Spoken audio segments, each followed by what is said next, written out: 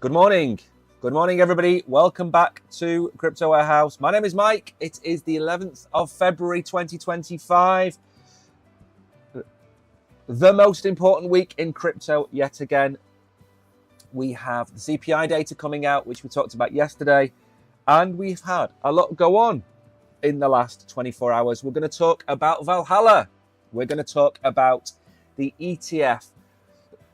Excuse me, the ETF odds. We're going to talk about Bitcoin being back. Are we going to break that 100,000 mark today or tomorrow? We're going to talk about Camino versus Aave, which is the best to go through and look at.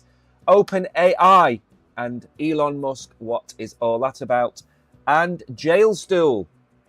Finally, we're going to finish with the guilty SEC. That is everything in 1 hour. Good morning to Velvet Rope. Good morning to Hidden Agendas. Good morning to Bullish Bull. Again, we know what the sentiment is like. We can see how few people are here.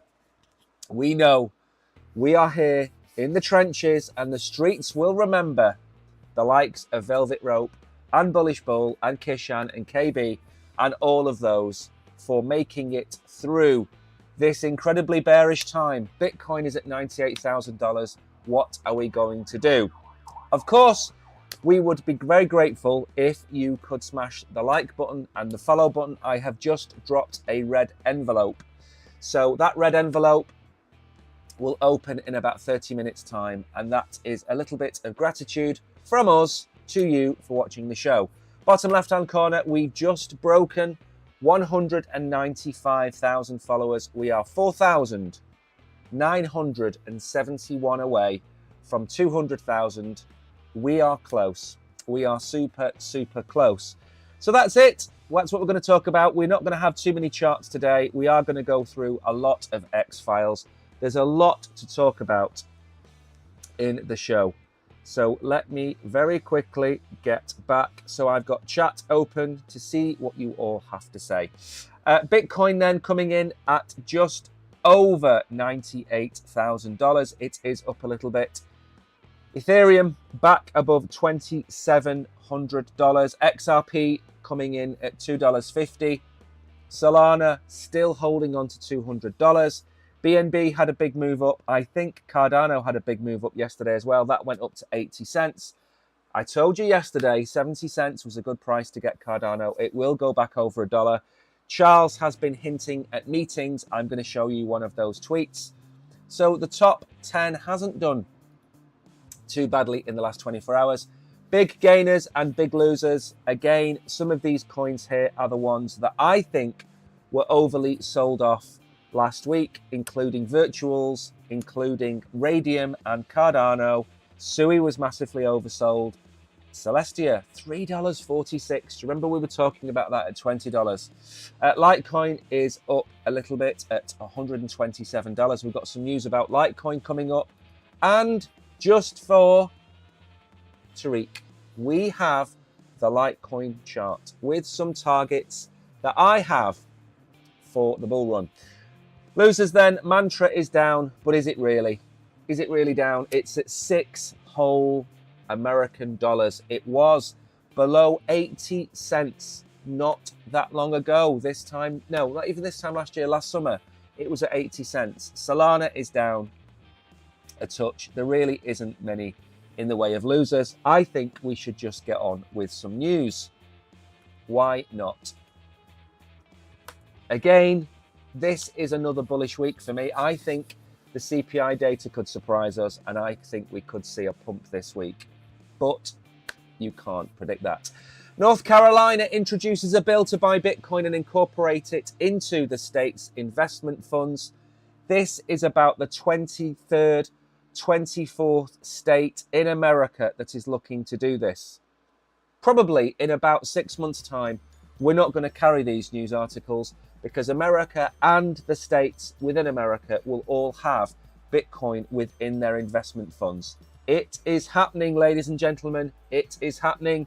And if you are bearish right now, I ask you, what are you doing with your life? Good morning, Tariq. I hope you joined us in time to hear that we will be looking at the Litecoin chart. Trump's World Liberty Finance just bought $157,000 of move. Okay, we made a video about this. I think I've actually pinned the video, and underneath the video there is a link that takes you to a website that shows you everything they hold within World Liberty Finance. It is massively important that you keep an eye on World Liberty Finance, because that is giving you the direction of where they are wanting to go. And of course, we all know it is operated by Donald Trump through his family. We all know that they are going to feed back to him what they're doing. And we all know that at some point, that's going to slip out of the orange man's lips. Now then, this is probably the reason for the pump. And that is Charles was talking about a lot of meetings coming up. I think he even ran a poll, or he answered a poll where people were saying, who is Charles going to meet with this month? People were saying, is it Elon Musk? Is it JD Vance? Is it Donald Trump? Is it Tusk, or whatever he's called over at the SEC? And he said, maybe it's all of them. Now, the VIP dinner was supposed to be on the 22nd. It's been moved to the 1st of March. So the super important meeting is now early March. There you go. Telegraphing what they're going to do. Do not bet against Cardano. If it is implemented as part of the American government's blockchain strategy, it is going to go stratospheric. But of course, we buy the rumor, we sell the news. If we see a $2 Cardano in the next couple of months, that's not a bad price for Cardano. In all honesty, considering what you used to be able to buy it at, $2 might be a good time to take some profit. In the bull run, I expect it to go higher, of course. But really, if you were buying it at 25 cents and it's gone to $2 or thereabouts, that's an 8x. How much money do you want to make? $5 billion asset manager Bitwise says governments and companies who want to buy Bitcoin will have to buy it from individuals willing to sell it. I have a second tweet from Michael Saylor, I think, to cover this.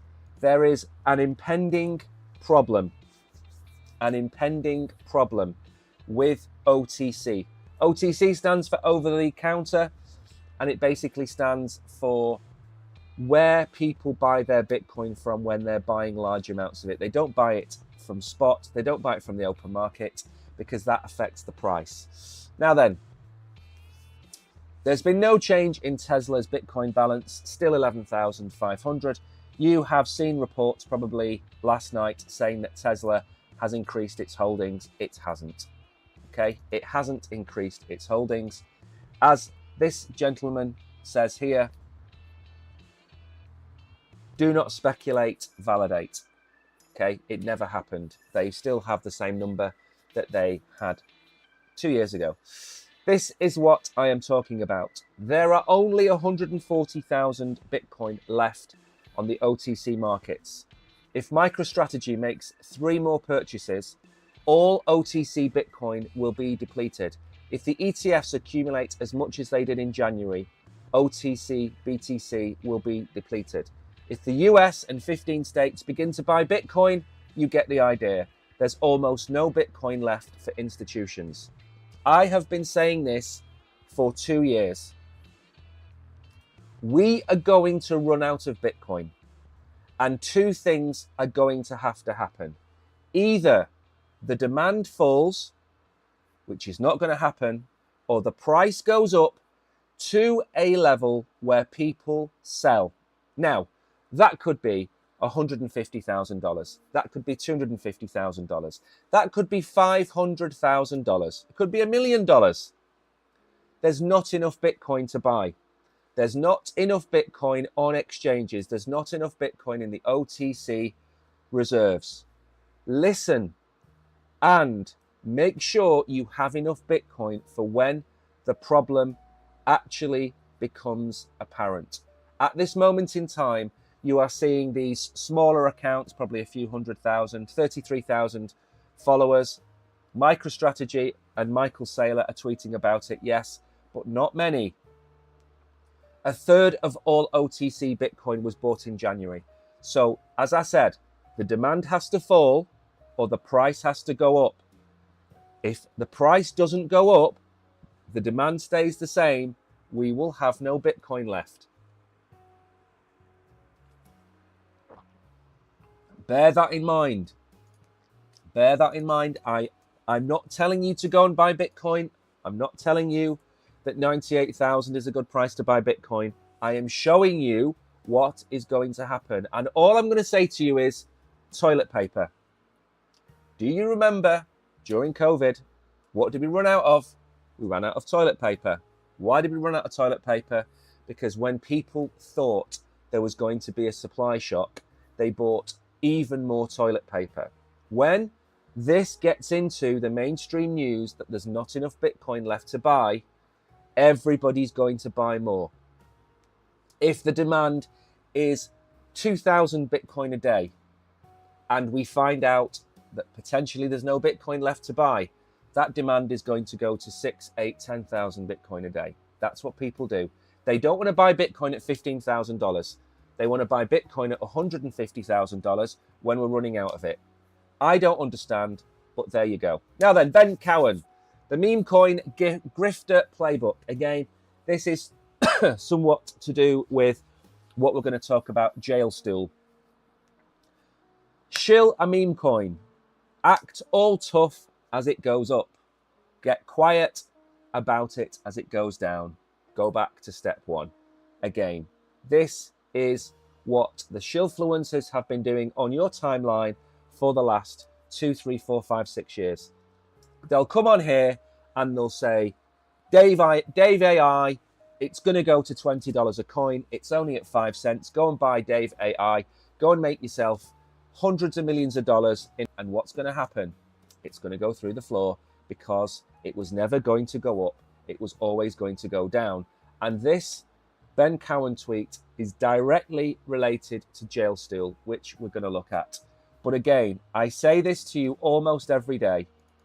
Only consider buying coins that have made it to the exchange that you are on now.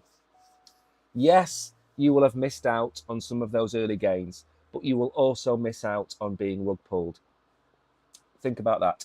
Industry expert sees a cyclical Valhalla, sending Bitcoin's price to $700,000 while Solana targets $1,800.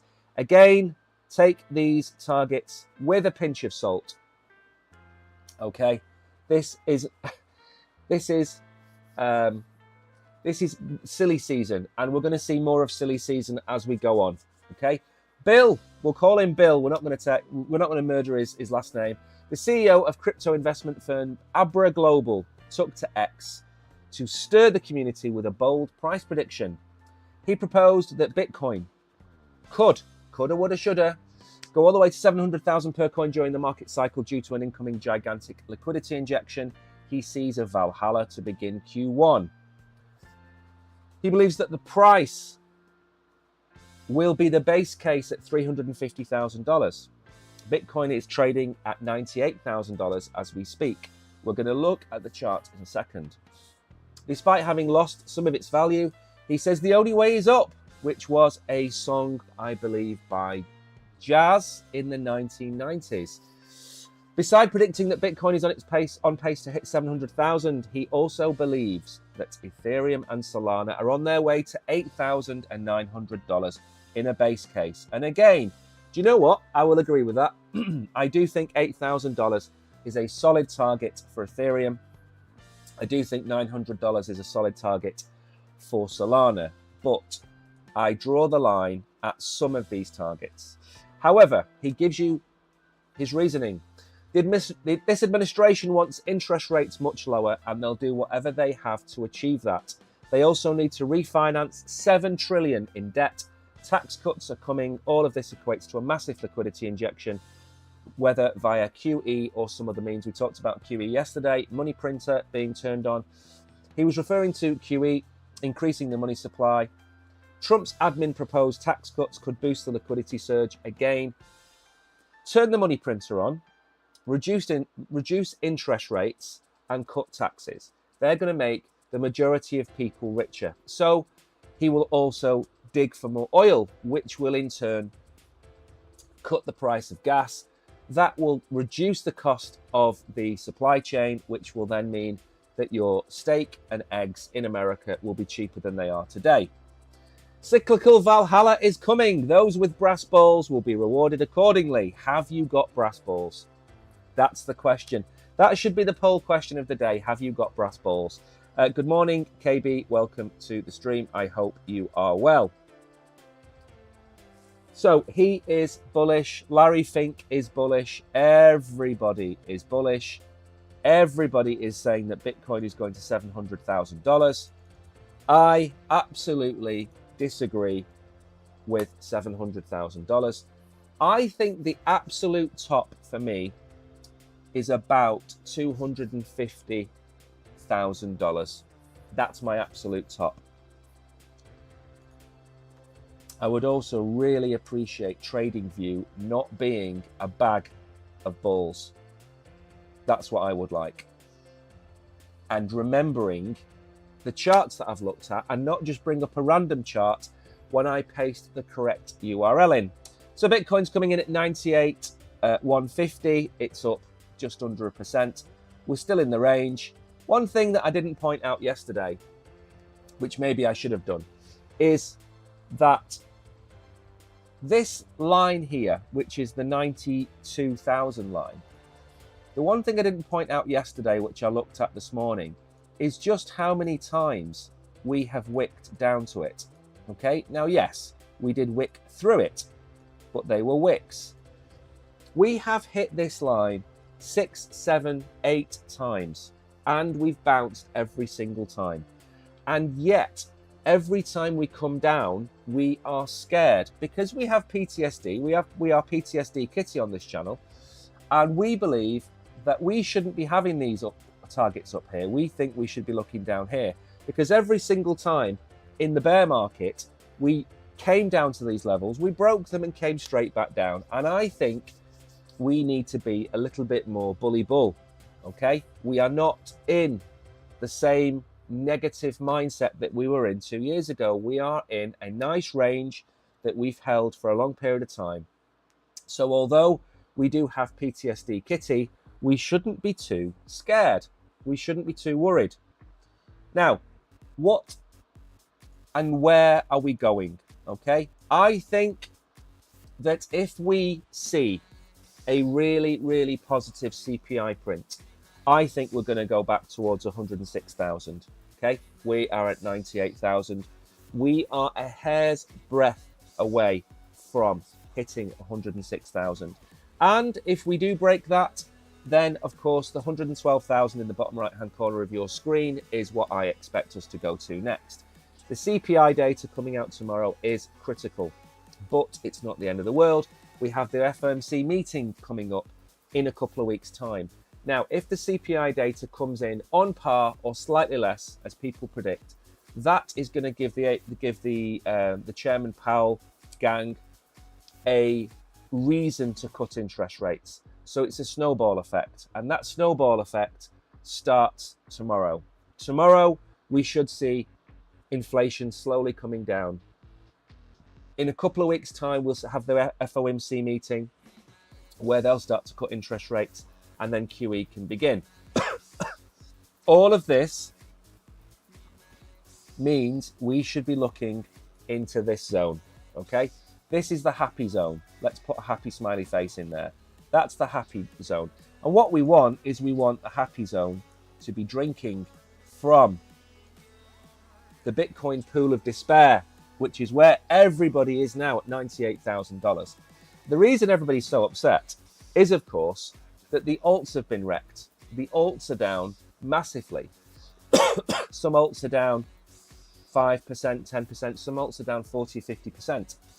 It's sad times, but as we showed you yesterday, the Bitcoin dominance breakdown will happen and then the alts will move. But not every alt will get to drink from the Bitcoin pool of despair. Some alts are finished with, but some alts are not finished with. And we're going to talk about that now because we are going to talk about this. And this is where Tariq will be wiping the tears from his eyes. Okay, he's waited a long time for this. If anyone's seen the film, is it called Number 13? With Jim Carrey, where he's in a room and he's scribbled number 13 on every surface in the room. There is a room in Tariq's house, and every square inch of that room is etched LTC. Okay? LTC is etched. It's even written in black marker on the window. Our official altcoin ETF approval odds are out. Litecoin leads the way, 90% chance, then Doge, followed by Solana and XRP. We're only doing for 33-ish filings, but it's definitely possible to see futures or Cayman subtype 40 act stuff get through. Eric Balchunas, sometimes I think he summons ETF demons with what he types. I don't think that's actually a sentence. I think that's like the Harry Potter where he says Expelliarmus. I think Cayman substrate type 40 act stuff. I think that's just to summon the ghost of Jim Cramer, I think. So the odds are down here. 90% on Litecoin, 70% Solana, 65% on XRP, and 75% on Doge. With others down there, you can see HBAR and you can see Polkadot poking through at the bottom. Now, we have a little bit of an article about this. And again, who doesn't want a Litecoin ETF? Who doesn't want a Litecoin ETF? Well, I certainly want a Solana ETF. I certainly want an XRP ETF. And we spoke yesterday about Solana, and I said, one of the reasons I think Solana is holding up so well above $200 is I think that BlackRock is buying Solana on the sly. I think they've got a little man in a black Mac and a black hat standing on the corner buying Solana off the black market. That's what I think he's doing. And I think he's probably doing the same with XRP. And I think they're doing the same with Litecoin. So we have the Eric Balchunas and the James Seyfarth tweets there. The forms have been submitted.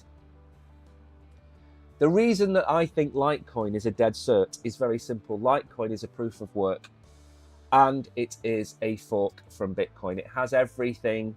It even has a 4-year halving that appears, I think it's about 6 months before the Bitcoin halving. We get the Litecoin halving. So there's no reason not to get a Litecoin ETF. That's the key here. We don't want necessarily every altcoin to get ETFs, but we do want ones, or we do want applications for ones that are absolutely nailed on. And Litecoin, XRP, and Solana are nailed on. Doge is the most abhorrent ETF application since Donald Trump. And Donald Trump had his, or the coin had an ETF application that was rebuked last week by the SEC, or maybe it was even the week before. Now then, I drew a chart many years ago for Litecoin, which showed this kind of downward pattern from the beginning of 2022, which of course was 3 years ago. We came all the way down, and then, like everything else, at the end of last year, we started to see the breakout. We were putting in higher lows, we were also putting in lower highs, and then we kind of had a little bit of a switcheroo where we didn't know whether they were coming or going. I think this was coinciding with the fact that we thought Trump was going to win the election. With Trump winning the election, we knew we were going to get more ETFs, and I think the speculation began, if we go back, I don't think it's a coincidence that Litecoin started to pump on the 11th of November. That's when Litecoin started to pump. Now, I don't know the exact date of the presidential election. I don't know when that was. When was it?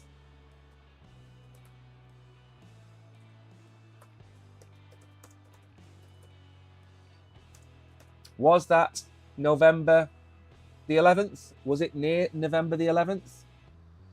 November the 5th. Okay, so is it a coincidence? I'm sure if we zoom in, because 2020 hindsight is literally the best thing you can have. So you know down here. So if we put a line in down here for November the 5th, Now, do any of you, okay, am I crazy? Am I mad? Do any of you think it's a coincidence that the day that Trump won the election, we saw a massive breakout of Litecoin? Does anybody else think that that is suspicious? Is that when Tariq started buying his Litecoin? Because we have moved from the low there of $65. $65. And we ran all the way up to $147, which was when? November the 5th. So, no, not November the 5th, the 6th of December.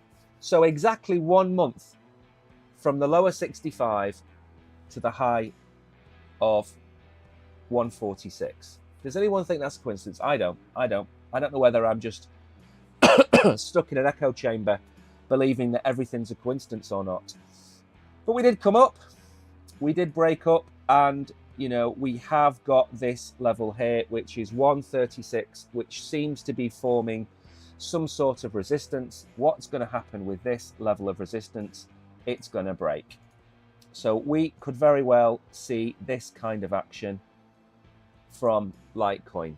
And in the longer term, and this is what Tariq cares about, because Tariq is Mr. Litecoin on this channel. Without Tariq, we wouldn't be talking about Litecoin. Okay. Now, what I think is going to happen is I've got two targets in here, which for some reason, there we go. Now, I think everybody is going to expect us to get to $415. I don't. And the reason I don't is that we have more Litecoin today than we had 4 years ago. So we immediately have to discount that. There are more altcoins vying for the liquidity that we've got. And I think everybody is going to expect a $400 Litecoin. I don't. I think we're going to go somewhere, and this is towards the end of the year, by the way. So if we're going to set a target for Litecoin, because we're probably not going to look at this chart again before we get there. So I think this is where we're going to get to for Litecoin. I think between about 270 and 300, 275 and 300, I think that's where we're going to go with Litecoin. And I think we're going to have a bit of a choppy time. We're going to come down again September, and then we're going to have the blow off top. That's what I think is going to happen for Litecoin. And I think if we get anywhere in the region of $300 for Litecoin, I would be absolutely delighted with that return. Because as we were talking about all down here, when everybody was laughing at Tariq, by the way, let's point this out, we were down at $40, $45. If we go from $45 to $300 in this bull run, that's a 7x. 7x on Litecoin, which is a $10 billion project. I think that's a solid return for Litecoin. So that's my little bit on Litecoin. I think the ETF is going to help. But remember, Grayscale is sitting in the back, ready to dump Solana, ready to dump XRP, and ready to dump Litecoin. So this again could be a buy the rumor, sell the news event. Maybe we go up towards $200 and then Grayscale dumps us and we come back down to 140, something like that. That's what I think is on the cards. But if you're looking for a 2x, 2.5x maybe, you could go further and fare worse than Litecoin. We know it's going to get an ETF. We absolutely know that. And because of that, we know there's going to be upward price action. The same with Solana, the same with XRP, and people are talking about a Cardano ETF as well. Keep an eye on the coins that are getting institutional investment. Bitcoin opened the door. It unlocked the door, it pushed the door open, and it walked in. Ethereum ETF followed pretty quickly afterwards, about 3 or 4 months afterwards. And then we've had a period of calm, haven't we? Where the Solana ETF was put back. A few other applications were delayed, and we said we'd get them all, or we'd get some of them at least in the first 3 months of this year. And we're looking to get Litecoin, we're looking to get Solana, we're looking to get XRP. And I would not bet against all of them being approved this year. Absolutely. Right then. Now, we did cover Solana yesterday, and we're not Solana maxis, but I did like this article because I am a personal user of Camino Finance. Now, Camino Finance has its own token, KMNO, and we're going to go and have a look at it. I'm not sponsored by them, by the way. I just use them.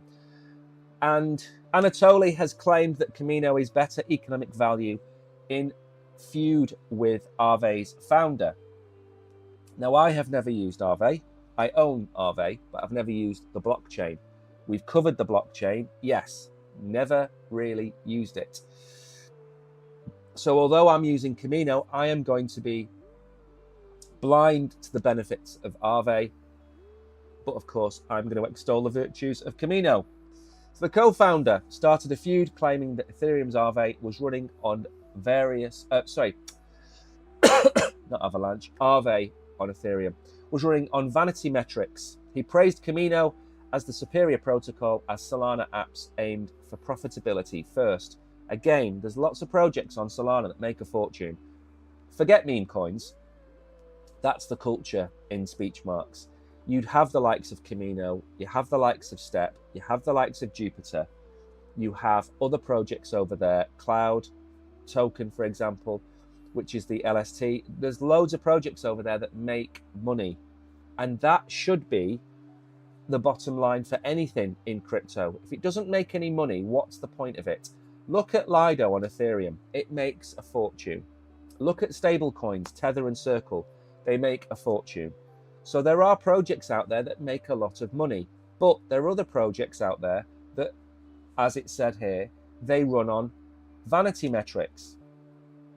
The state of Solana DeFi, copycat Aave's old tech, slap a half-baked UI, restrict UK users from using it. Solana Foundation president calls it a better product, expect people to buy the bluff. Again, what I'd argue here against Stan is, restrict UK users from using it. Do we not abide by the law? Is that what we're saying here, that we shouldn't abide by the law? Because as far as I'm concerned, if the US government asks Camino Finance and the like to not allow American customers, as they have been doing for the last 4 years, to block Americans from using it, are you saying that they should break the law? Because as far as I'm concerned, they should toe the line. And if we look at what's happening in America right now with some of the exchanges and some of the people sitting with Trump discussing the crypto forum, they're the ones that toed the line. It's very apparent which CEOs of which exchanges are not sitting down next to Trump right now because they broke the law. Breaking the law is never going to work. You are always going to be found out. So Stan, that was not the right way to go after Solana. Yavalenko claims Camino is superior due to producing higher fees based on its value locked. He also, Kulichov replied that Camino achieves this by taking a bigger cut from users. But it's a bigger cut of a bigger pie, and you're still getting the returns. I am getting 31% on one of my products and 25% on another one of my products. Now, that is not going to be achievable in the bear market. I am fully aware of that before anybody tells me that's an unachievable and an unsustainable target. I know that. But in a bull run, you can switch from a passive position to an aggressive position because the fees generated are going to help support those returns. Just be aware of that. The discussion of Aave and the potential of lending on Solana started over the weekend as Nansen's founder suggested the app may migrate to another chain. Currently, Aave is prioritizing its version on Base. Ethereum and Solana have had native app. Again, we're not going to go through too much of this. All I will say is that if we're looking at a comparison of tech, I still think Ethereum is the number one DeFi blockchain. And I think it's the number one based on TVL and based on who's going to use it. Remember, the likes of BlackRock, they don't want to maximize the returns. They want stability, security, reliability. That's the most important thing. If you buy a Volvo, you do not buy it for its 0 to 60 capability. You buy it for the fact that if you get hit by a tree, you're going to survive. That's why you buy a Volvo. That's why you use Ethereum, okay? Unfortunately for Solana, Solana is more of a Lambo, but it occasionally breaks down, okay? It's a Lamborghini. Ethereum is a Volvo. If you're going to get a fleet of cars, you're going to buy a fleet of Volvos for your executives. You're never going to buy a fleet of Lambos because half of them are going to drive themselves off the side of the road. Whereas Volvos don't go as fast, better roll cages, that's Ethereum. Both of them have their merits. Now, this is, or what appears to be, from your point of view, a brutal looking chart. It is down and to the right. Again, for whatever reason, TradingView hasn't given me the chart that I have drawn all of my fib levels on. I don't care anymore. But we are starting to see this on lots of coins. The downward lower highs are starting to break on a lot of coins. Okay, I expect some of these coins to make a recovery. Now, Camino isn't a massive cap coin, and I hold some, but I don't go out and buy it. I was given some for using the Camino protocol, and that's why I'm showing it you, because if you are also a user of the Camino protocol, you will have been given Camino tokens. If you are on some exchanges which we're on now, you will also have Camino tokens. So it's not a token I actively go out and buy. It's not a token I suggest you go out and buy, but it's a token that you get for passively using Camino. And I think there's another drop probably this month or next month as well. The emissions are not high. The emissions are every 3 or 4 months. So this isn't a coin that's constantly emitting like a gaming token. I think there's been 2 emissions so far. 2 last year, probably 2 again this year. Again, it's a coin to keep an eye on because I think it's undervalued. The same way I think Jupiter is undervalued. In the bull run, Solana, XRP, Litecoin, as we've discussed, they're going to run. If Solana runs, Jupiter is going to run massively and outperform. Camino is going to run massively and outperform. We're talking about a token, and it looks bad. It was 19 cents in December when everything else was up. It's now at 12 cents. So it's come down 45, 50% like everything else. This is not a bad area to buy Camino. But rather than buy Camino, I would very strongly recommend that you go and do your own research. Go and have a look at Camino. Have a look at how the protocol works. And then I think the coin is on every exchange that we are connected to.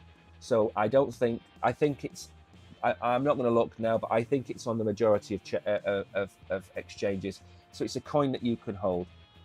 It did come down, what's that, 8.5 cents. So it's found its bottom as everything else has. It's broken this downward trend. I think Camino could be a good pick. And again, I'm not saying this is going to go to a $10 billion project, but I think this could go to 30, 40, 50 cents in the bull run. So not everything I cover on here is going to be the absolute massive caps. From time to time, I will pick out some coins that I like that are not that big, that I still think are going to run.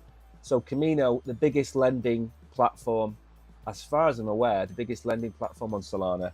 So certainly it's going to have a good run if Solana does. And if Solana goes to $900, and no, let's say $800, because that's a simple one to work out, that's going to do a 4x. So if Solana does a 4x, Camino could quite easily do a 6x or a 7x or an 8x. Jupiter could easily do a 5 or a 6x from here. And again, my target for Jupiter is $5. I think that's a sensible target. Now, this happened yesterday, and I'm not too sure this was something that I would normally include, but it involves Elon Musk. He made a bid to buy OpenAI for $97.4 billion. Bearing in mind he'd already invested in the project to help get it off the ground. Sam Altman said it was a charity and then turned it into a profit-making enterprise and then took out a big chunk of cash. Sam Altman then turned round and said that he would buy X off Elon Musk for $9.7 billion. So it's a bit of a war of words between billionaires. That's what I would call this. The goal of the $97.4 billion offer is to return the non-profit controlling OpenAI to its roots. This includes its reset to operate as an open source, safety-focused force for good. Now, for those of you that haven't heard me talk about this before, one of the recommendations for AI projects is they spend about a third of their funds on security. If you create artificial superintelligence, if you create a sentient being and that sentient being escapes, very similar to the sci-fi films that you see, and the cat gets out of the bag, you can't put it back in. Okay, you open Pandora's box, that's it. So they talk about, a lot of the time, they talk about spending money on safety first, security first. Sam Altman doesn't want to do that. He doesn't believe in it. He thinks it's a waste of money. He thinks it's a waste of time. Now, we all agree with him until we don't, and that's the problem, okay? We might want our scientists to go and work on creating a supermassive black hole in a lab, and we all think it's a great idea until it's not a great idea, and then we all disappear through a 1 mil hole in the space-time fabric, whatever it's called. So we don't want it to be a profit-making enterprise, because profit-making enterprises cut corners. AI should not be monetized and should be used for the greater good. Believe it or not, I do agree with Musk on this instance. I think he should. And then Sam Altman bites back that we will buy Twitter for $9.74 billion. Again, there's another bit of war of words going on at the minute between AI companies farming Twitter for the feeds and then using that to train AI. I don't think that's a great idea, because you don't want AI growing up to be schizophrenic. So again, it's not necessarily crypto related as such, but it is something to keep an eye on, because there is going to be a war of words between them, and Elon Musk normally gets what he wants. If Sam Altman won't sell his shares, because now it's a private company, then Elon Musk will go after the other shareholders. It's as simple as that. Now then, this is what Ben Cowan was referring to in that tweet. So just a reminder, I know Solo Sky's just joined us. If we just very quickly refresh your memory of what he was talking about here. When this loads. Shill another meme coin, act tough as it goes up, get quiet about it as it goes down, go back to step one. That was directed at this gentleman. Dave Portnoy takes his fans on a wild ride with Solana meme coin Jailstool. Or is it Jailstool? Must be Jailstool. Barstool Sports founder Dave Portnoy bought into a Solana meme coin depicting him behind bars, then sold and bought back again. This is what goes on. Dave Portnoy couldn't get enough of the Solana meme coin trenches on Friday, and he dug deeper over the weekend. He made $70,000 trading S-coins, came back to the trenches the next day, taking an interest in a coin called Stool Presidente with the ticker of Jailstool, named after his ex-handle Stool Presidente. The token ticker makes light of Portnoy behind bars for pump and dump antics the day before. He acquired a sizable bag, and there he is, trading in the meme coins, looking shady. Hey, crypto bros, I think whoever made this coin is funny, and I want to collect it as a memory of you crying like little babies, he posted. He shared a screenshot of his previously doxed wallet with 57 million tokens that he acquired for $378. Shortly after, he dumped it and made $119,000. Okay. Why am I showing you this? Because if you follow this man, if you follow any man that calls you a bro or a dude, is unshaven, wears sunglasses, sits behind a computer telling you to buy a coin because it's going to go to the moon, okay, it's BS. Now, I don't care if this coin gets listed on an exchange or not. Don't buy anything listed by any clown or donkey that tells you to buy a token. I could quite easily sit here, Hulk Hogan, Andrew Tate, that other girl, Iggy Azalea, Hawk 2 girl, okay? Every single token that these clowns tell you to buy go to zero. Now, yes, they are fun. Yes, we include some of the articles about them. And yes, Andrew Tate and Iggy Azalea have tried to interact with the community and they've tried to keep their token afloat. Yes, I get that. But 99.999% of these clowns in sunglasses that tell you to buy this token and call you bro, they are class holes. Okay? Don't do it. Don't buy them. Don't listen to them. It's trash. Stick to buying meme coins that are listed on the exchange that you are on now. You will avoid the pre-sales. We get contacted all the time by people, okay? All the time. The man is a complete joke. They are a complete joke. And I like to go on these rants because it's important that you hear a dissenting voice to the narrative. There are exceptions, or not exceptions, there are coins, meme coins that will do better than others. Trump. I think Trump's going to do well. Do I own any? No. I think Dog with Hat. I think Brett. I think Mew. I think, what else is that's up there that's good? Pepe. They'll all do well. We get sent emails. In fact, we got one last night. Okay? We got one last night. Here is the example that I'm going to give you live. Okay? This is what you get.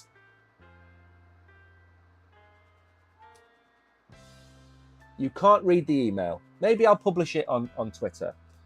We're going to talk to you about Baron Trump, which is Dollar Trump.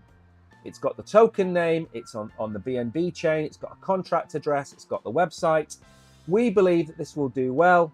And then at the very beginning, he puts in here something about the fact that we're letting calls in early to get it on the cheap, to promote to you guys and basically scam you out of your money. That is what they care about, okay? They want to scam you. And we had another one, which was another Pepe copy, okay? What does that mean? It means that there is a pre-sale website made called Pepe something or other, which they want us to promote to you guys to make you go and pre-sale buy some of these tokens. Now, we have done some pre-sales in the past. I think we've done maybe 2. And each one of them that we've done, we've had to go and do our own research on to make sure we don't scam people.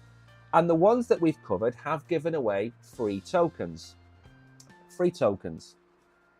In most instances, in fact, we've probably turned down 10 or 12 in the last 6 months. In most instances, it's a cookie cutter website. The same way that this jail stool was created. They're made for $500, $1,000. And then they get this clown to tell you to go and buy it. And you like, oh, he's a cool degen bro. He tells me it's going to go to $500 million. I'll go and buy it. And every one of you that puts $100 into this project are paying for this cycle of crap to continue. Okay? Because this clown made $120,000. And do you know what he's going to do next? He's going to go and find another one of these crap coins and he's going to go and tell you to buy that crap coin as well. Okay? And you, not necessarily you individual you, but you as the crypto community are going to get suckered for it every single time. And yes, we filter everybody that we get through our doors. I posted another message in our Telegram group the other day, which are OGs. Only the OGs would have seen this. And again, it's a simple thing. Again, I'm going to read you the conversation that you have, or I have, with these people. Here is this website. Please go and check us out, and we will pay you what you've asked for. Can you send me the URL of your licenses to trade in the UK or the Isle of Man? Okay? Immediately, these individuals stop talking to you because they don't care. They make up these websites, nobody stops them. They make up these tokens and nobody stops them. And then they pay a few $1,000s, maybe even $20,000, $30,000 to Coles to lie to you. And then you, like a sucker, go and buy this trash. And then the Cole turns around and says, oh, well, I sold at the top. If you didn't sell at the top, that's not my problem. But they knew all along they were going to sell into you. And I hate people. I hate people being scammed. It makes me sick. Okay? So in my own little way, I am trying to stop you from buying pre-sales and crap. If a coin gets listed on the exchange that you are on, it has less chance of being rug pulled. But there are other inherent problems. There are some charts on X that you're likely to see that will show you exchanges and the coins that are, because some exchanges, not all, are starting to list trash. And they're listing trash with no care. All they care about are the trading fees. And they're on X. You can go and find them. Maybe I'll retweet one later, okay? They're down 75 to 90%. So even if you're on some exchanges, you're going to have lost 90% this year. Just be careful. Alabama man pleads guilty to the SEC X account hack and fake Bitcoin ETF post. You will remember this. We covered this last year when it happened. Eric Council Jr. admits guilt in the X account hack that briefly impacted the Bitcoin markets with a fake ETF approval post. He is going to be sentenced in May 2025 as they push for financial penalties. So what happened? Basically, January last year, we were all expecting the Bitcoin ETF to be approved, and it hadn't been announced by Gary Gensler. And then one night, randomly, this post appeared on the SEC website saying Bitcoin ETF is going to be approved tomorrow, and Bitcoin went through the roof. And then it came straight back down again when Gary Gensler came out and said, we've been hacked. Everybody kicked off at the SEC. Everybody said that they weren't keeping a correct set of security measures on their X account, which of course they weren't. But what he did, just so you know, does it actually tell you in here what he did? Because if it doesn't, I'll tell you. Here we go. It will. So basically, it was a SIM swap attack. And for those of you that don't know what that is, if you've got a mobile phone number, so Tariq's mobile phone number is 123 Tesla. That's Tariq's mobile phone number. I walk into a telephone shop and I wave my phone and say, my SIM card's snapped. I can't get in. Can you help me? I need my phone number back because my wife's pregnant. And that shop will go and they will reallocate 123 Tesla to a new SIM card, which they will put into your phone. You then go on to X and click, I've lost my password, send me an SMS. That SMS gets sent to you, and then all of a sudden you are in the SEC's Twitter account. Now, of course, it's completely illegal. I don't condone that whatsoever. I'm just telling you how it works. In fact, it tells you in this article. They used a fake ID to trick a phone store employee into transferring control of the phone number. That's what they did. They did this to Ben Armstrong, BitBoy Ben, the year before, 2023. And he tweeted out something which cost crypto $600,000 or something like that. Again, if you see something on Discord or Telegram, people impersonate me. Believe it or not, people impersonate me and will contact you on Telegram. Or they'll contact you on Discord and pretend to be me and tell you if you pay $100 or $200 that I will give you access to something. And it's not me. It's a fake Telegram account. It's a fake Twitter account. In this instance, they use fake IDs to get a physical person to do these things. Ben Armstrong had the same thing where they stole his mobile phone, got his account. If you see anything like that, it's fake. I'm never going to DM you unless you DM me first. I'm never going to ask you for anything. And in this instance, this guy is probably going to get fined a lot of money. I don't think he's probably not going to go to jail. But again, it's terrible. It's a terrible way to live your life trying to scam other people. Now then, we have got to the end. Tariq has called him a naughty word that I can't say on the stream. But yes, Tariq, that is what he is. So we're going to do a little bit of a, now we've got to the end, we're going to do a little bit of a recap for those of you that have joined us, because I'm trying to get through the stream in an hour. I'm trying to make sure we don't keep you for more than an hour these days, because I know crypto is tough at the minute. You know, if we go to the last 7 days, you'll see there's a lot of double-digit losses. I know people are in pain, but we've had more positive news come out today. We've talked about a $350,000 base case for Bitcoin. We've talked about Litecoin being approved for an ETF. XRP and Solana are going to be approved. Again, that's going to happen. Bitcoin, actually, I never covered that article. We've missed an article. I'm glad I did this recap, because we've missed one important thing. Tether CEO Paolo Ardonio says quantum computing will allow hackers to take Bitcoin from lost wallets. Again, I don't know whether this is a bad thing or a good thing, because of course, is it not theft? If somebody tried to get access to Satoshi's wallet, for example, that would be theft. So the CEO of Tether has said that quantum will allow us to get this back.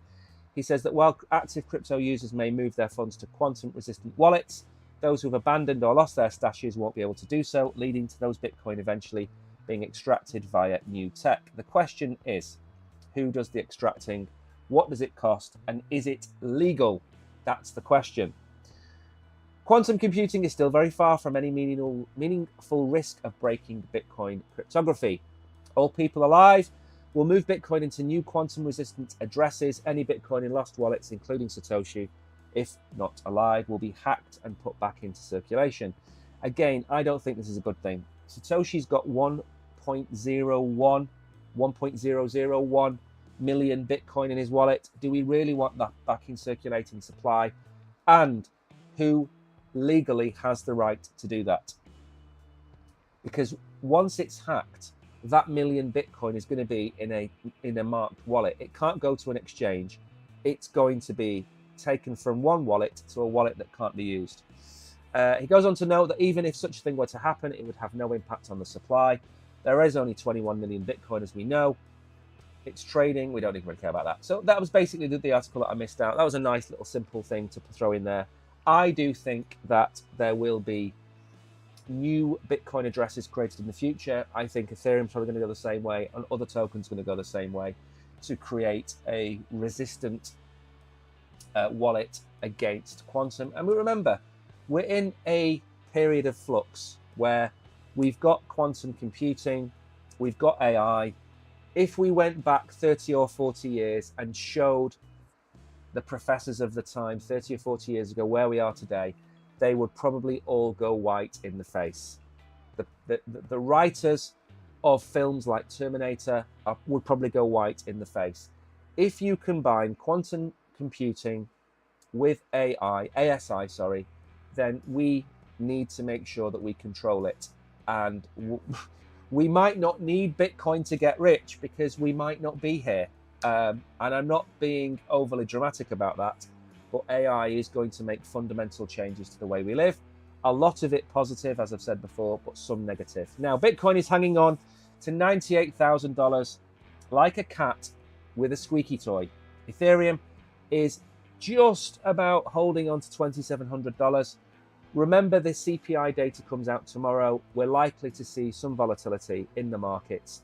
I know the Oracle still has a long from about 95.4, 94.6, something like that is where he's got his long in from. So we're up on that trade. We will probably do some more trades in the near future as well. But that is it. 12 o'clock. We've done it in an hour. I am trying to get through things faster than normal because I don't want to rant at everybody all the time. You don't want to come on and think, do I have to listen to Mike rant for an hour every morning? Can't you just tell me the news and let me go back to sleep, which is what Tariq wants me to do. But that's it from us. I will be back tomorrow. Now, we are supposed to be having, let me put you on full screen for a second. Oh no, can I, if I do that? And I do this. There we go. Excuse me, sorry. We are supposed to be doing, we like the rants.